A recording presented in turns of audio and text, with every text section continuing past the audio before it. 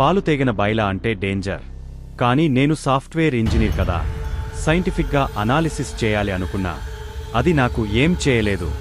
కానీ తోడరిలో రోడ్ పక్కన ఒక గుడి ఉంటుంది, చిన్న హనుమాన్ గుడి. ఆ గుడి దగ్గర ఒక అమ్మాయి నిల్చుంది. రెద్దుపట్ట, గొప్ప బొట్టు. ఆడవాళ్లు అలా మిడ్నైట్కి, ఏవండి, ఊరువైపు వెళ్ళాలి చూదరే, నేను ఎక్కడికి వెళ్లాలో తెలియట్లేదు అని చెప్పింది. నేను షాక్. మిడ్నైట్లో ఎవరు ఇది? నేను చాలా డౌట్తో చూశాను. అమ్మాయి, మీరు ఎక్కడినుంచి వస్తున్నారు? ఆమె నవ్వింది. నేను ఎప్పుడూ ఇక్కడే ఉంటాను అని చెప్పింది. అప్పుడు అకస్మాత్తుగా పూఫ్, ఆమె కనిపించలేదు.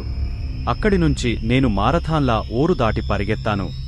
సుబ్రహ్మణ్యం గారి ఇంటికి వెళ్ళినాక చెప్పలేదు ఎవరికైనా. ఇప్పుడు చెబుతున్నాను, మీరు చెప్పండి, అది నిజం కాదు?